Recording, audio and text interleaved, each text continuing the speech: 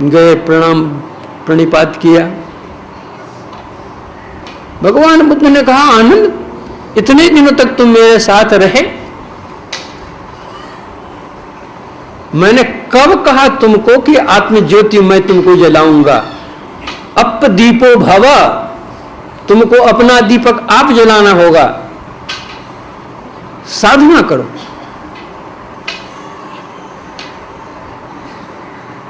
साधना की, आत्मदीपक जला। तो साधना स्वयं करनी पड़ेगी, दवाई स्वयं खानी पड़ेगी शरीर के लिए। भूख लगी तो आपको भोजन करना पड़ेगा, पेशाब लगा तो आपको स्वयं जाना पड़ेगा। उसी तरह साधना आपको स्वयं करनी पड़ेगी। अवश्य ही जो आपके संत सद्गुरु होंगे उसमें सहायक होंगे, इसमें कोई शक नहीं, लेकिन सहायता लेने की योग्यता आप में होनी चाहिए। हमारे गुरुदेव थे, इतने पहुंचे हुए संत थे, मेरी दृष्टि में तो और कोई दूसरे इस तरह आए नहीं।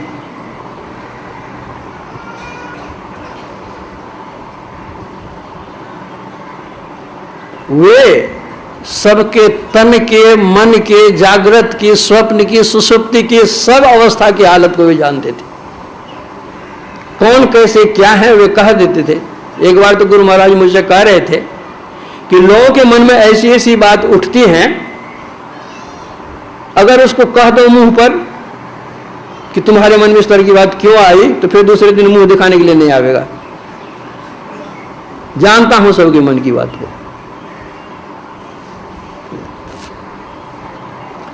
मैं, गुरु महाराज जिस कक्ष में सोते थे, उसके बगल में कक्ष में मैं सोता था।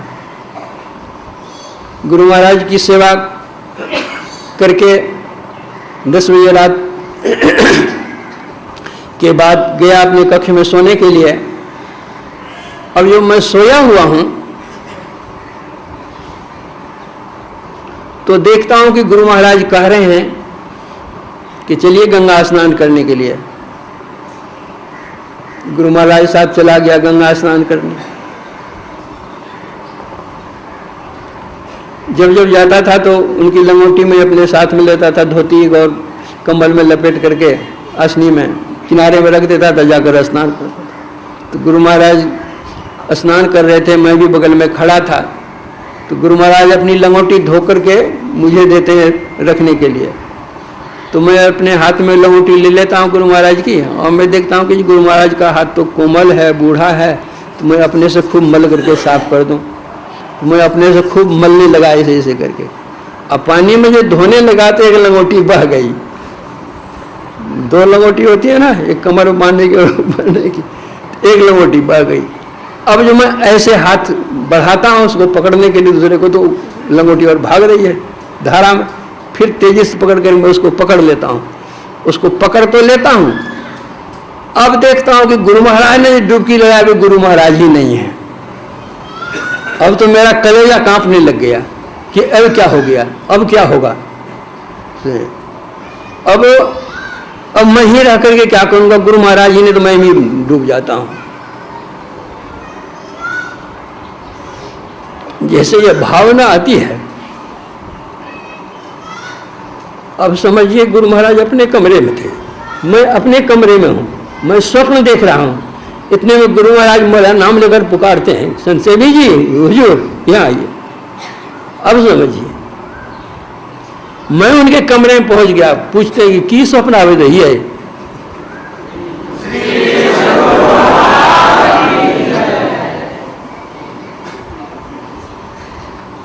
मैं तो रोने लग गया कि ये मेरे स्वप्न के भी दुख को नहीं देख सकते।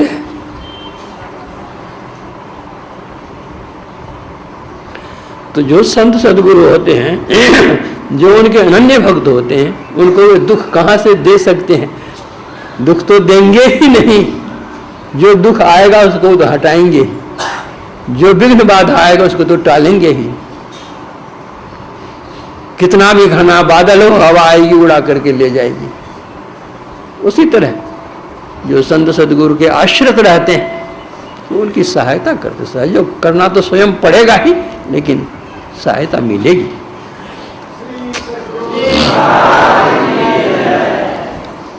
तो कबीर साहब कहते हैं अपने घट दिए ना बारू रे। तो गुरु महाराज जब मैं सोया हुआ था तो वहां कौन सा प्रकाश था, किस प्रकाश से उन्होंने देखा? दीपक के प्रकाश से देखा कि सूर्य के प्रकाश से देखा कि चंद्र के प्रकाश से देखा? आत्म प्रकाश से देखा। आत्मनिष्ठ थे, आत्मदर्शी थे, उसके प्रकाश में उन्होंने देखा। और वह प्रकाश परम प्रकाश रूप दिन राती, वह प्रकाश दिन रात रहता है, कभी बुझने वाला नहीं है।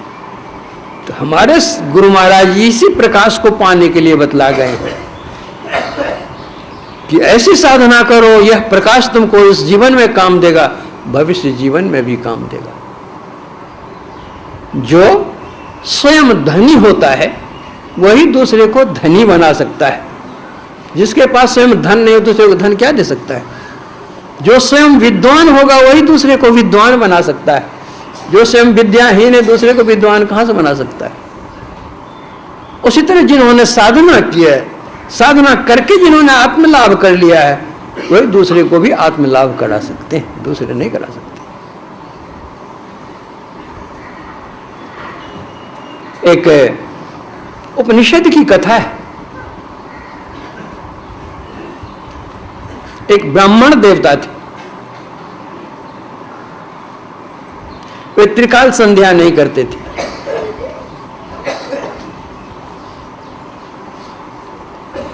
उनकी पत्नी जब अड़ोस पड़ोस में जाती थी तो अड़ोसिन पड़ोसिन सखी सहेली उनकी कहती थी, कह रहे तुम तो ब्राह्मणी है, ब्राह्मण की पुत्री है, तुम्हारा विवाह तो शूद्र से हो गया है, तुम्हारा पति कभी संध्या बंदन करता ही नहीं, कभी पूजा पाठ करता ही नहीं, कभी कुछ करता ही नहीं है, तो शूद्र है।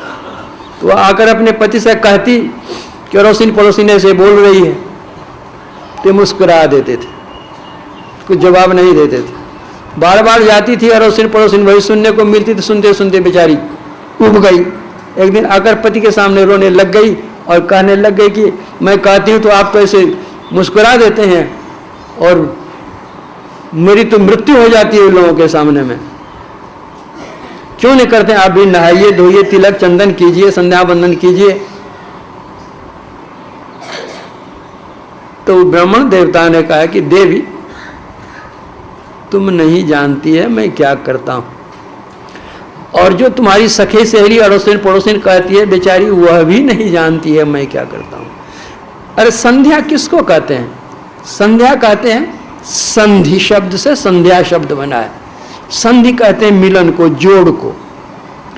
रात्रि का अंत होता है और प्रभात का आरंभ होता है, वह एक संध्या है। दिन का अंत होता है, रात का आरंभ होता है, उसको संध्या कहते हैं। और पूर्वाह्न का अंत होता है, अपराह्न का आरंभ होता है, यह संधि काल है, यही त्रिकाल संध्या है। तो सूर्य उगते हैं, सूर्य डूबते हैं, सूर्य मध्य में रहते हैं, यही तो त्रिकाल संध्या है। लेकिन हृदयाकाशे चिदादित्य सदा भाषति भासति नास्तमेति न चोदेति कथम संध्यामुपास्म है। हृदय रूपी आकाश में चैतन्य रूप सूर्य बराबर उगा रहता है, वह न कभी डूबता है कभी उगता है, हम संध्या क्या करेंगे? यह आत्म प्रकाश अपने अंदर में मिलता है। हमारे गुरु महाराज इसी आत्म प्रकाश को पाने के लिए बतला गए। इसके लिए आवश्यकता है सबसे पहले मानस जप करें, उसके द्वारा मन को कुछ एकाग्र करें, फिर उससे अधिक एकाग्र के लिए मानस ध्यान करें, उससे कुछ अधिक एकाग्र हो जाएगा। पूर्ण एकाग्र के लिए दृष्टि योग की आवश्यकता है। जैसे दिया सलाई में मसाला लगा हुआ रहता है और काठी में भी मसाला लगा हुआ रहता है, जिधर मसाला लगा हुआ काठी में वह मसाला घसिए, जहां पर मसाला लगा हुआ दिया सलाई में भग से जल उठेगा। अगल बगल में घसीएगा तो वो जलने को नहीं है। उसी तरह गुरु महाराज ने जो निर्दिष्ट स्थान बतला दिया है, वहां दृष्टि की काशी घटिए, भग से जल उठेगा। अगल बगल में घसीएगा तो जलने को है नहीं। वहां घसीए। इसलिए दृष्टि योग की साधना कीजिए।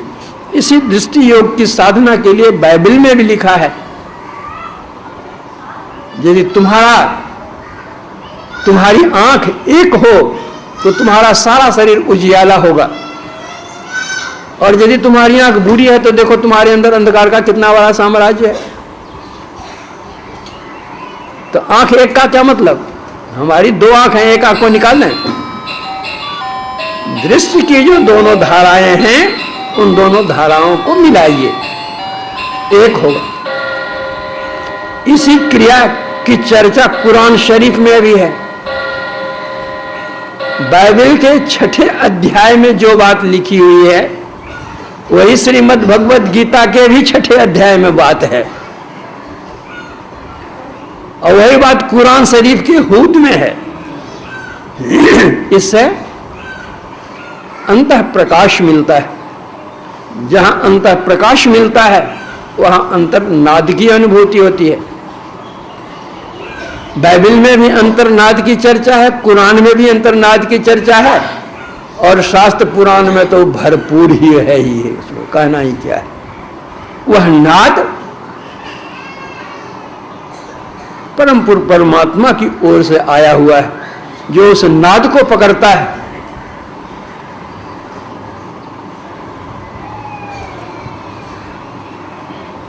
गोश वातिन हो कुशादा, जो करे कुछ दिन अमल, ला इलाहा अल्लाहु अकबर पे जाने के लिए, जो सगले नसीरा की साधना करता है, दृष्टि योग की साधना करता है, उसको अंतर प्रकाश मिलता है और अंतर्नाद मिलता है।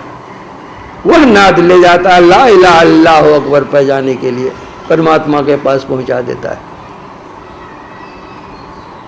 उसका यह जीवन भी प्रकाश में हो जाता है, भविष्य जीवन भी प्रकाश में हो जाता है। उसका स्वयं तो होता ही है, जिसका चाहेगा उसको भी वो कर सकता है।